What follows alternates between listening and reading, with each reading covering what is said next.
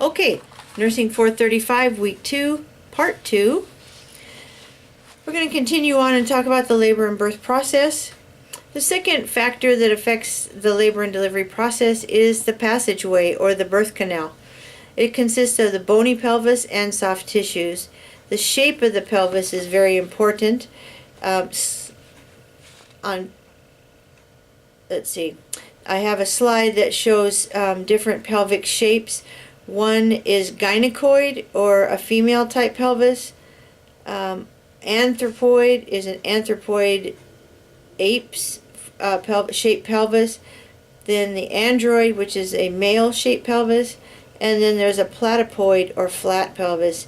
And if you look at the shape of the pelvic inlets themselves, you can see why it's not, the other three are not conducive to a successful vaginal delivery, but only the gynecoid that looks like it could fit a fetal head.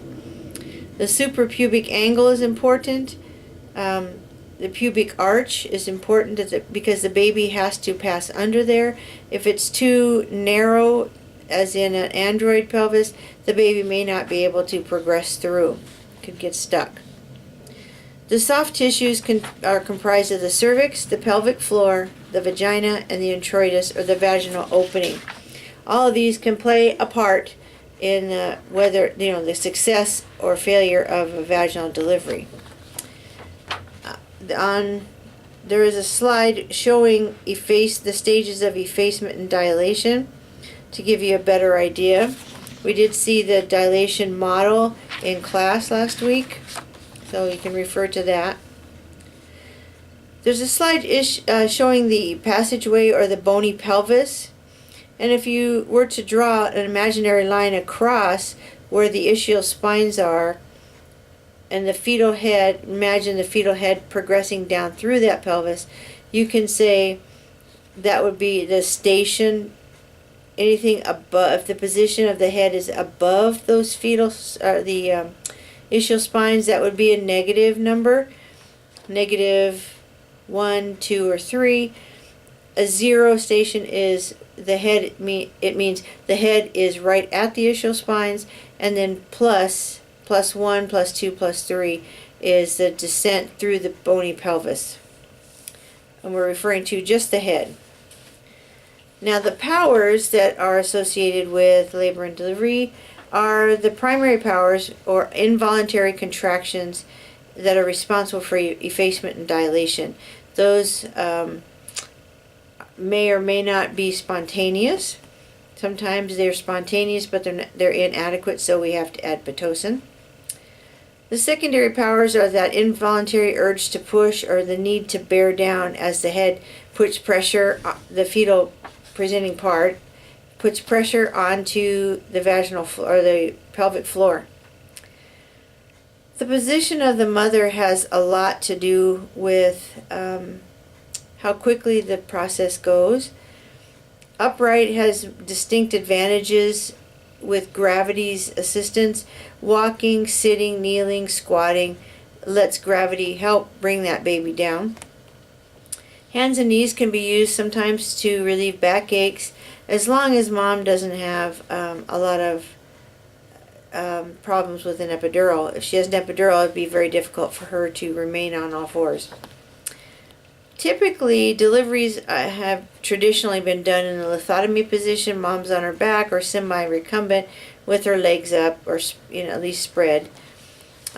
Sometimes women may deliver on their side if there is any evidence of fetal compromise or fetal distress. There is a slide showing you contractions, those involuntary uterine contractions, or the primary powers.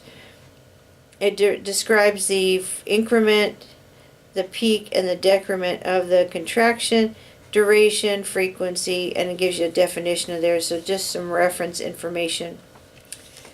Now, the process of labor is a little bit complicated.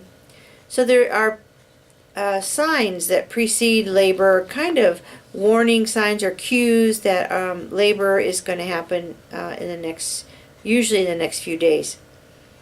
First, lightning or the dropping, where the baby drops down into the pelvis, and mom reports able to be breathing easier. She's not so short of breath. The negative side of that is that there's increased bladder pressure as the baby comes into the pelvis. She may have a persistent low backache and sacroiliac distress. Again, the baby is coming down and putting pressure on the pelvis, straining muscles and ligaments that have never been strained before. There could be increased vaginal mucus or loss of a mucus plug.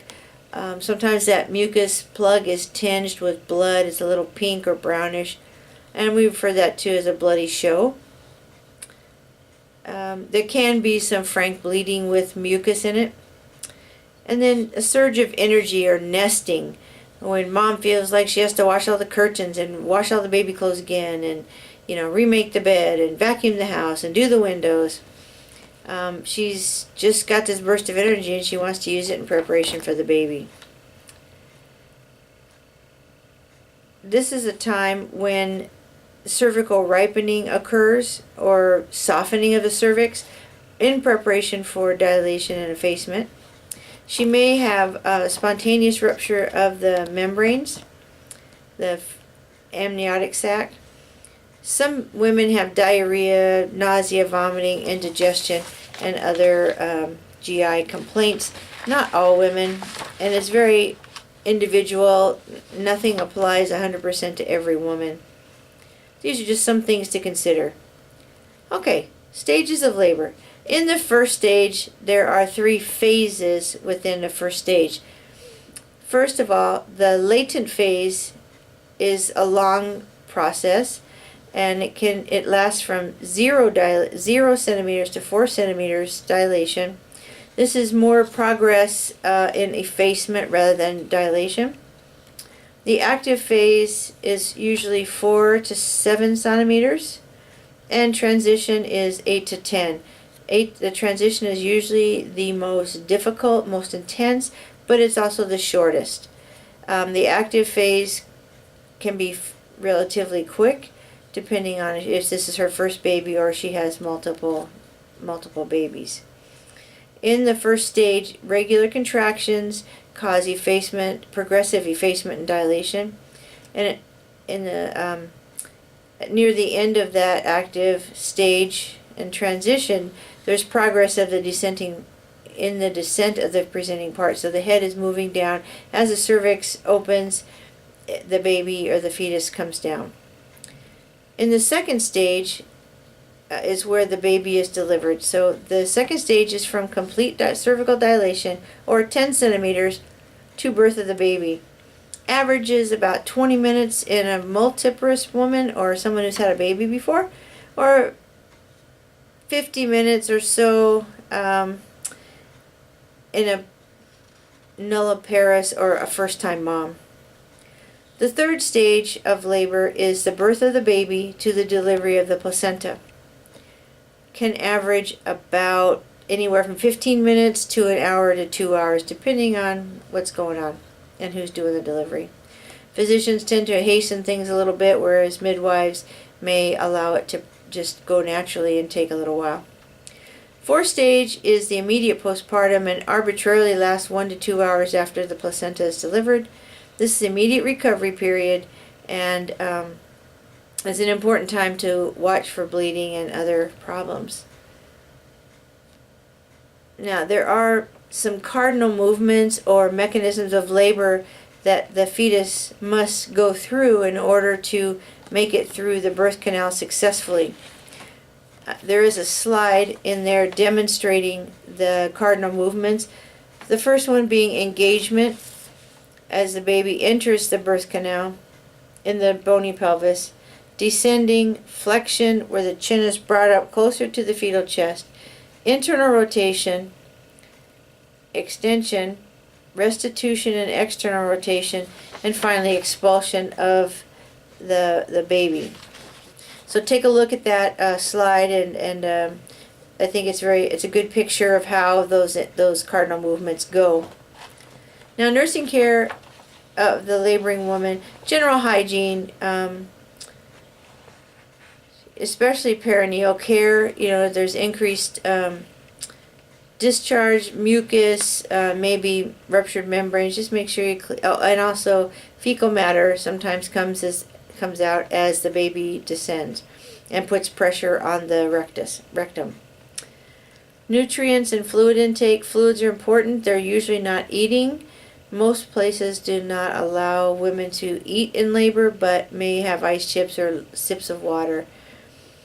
Elimination is it's important to keep the bladder empty at all times. A full bladder can actually halt the progressive labor. Ambulation and positioning as allowed by fetal condition and by the physician or the midwife, whoever's caring for her. Supportive care. Emotional support is really, really important. This is a really vulnerable time for these women, and at times they may feel like they just can't do it anymore. They want to change their mind. They want to go home. They're just afraid and insecure. It's a very vulnerable time, so just keep that in mind.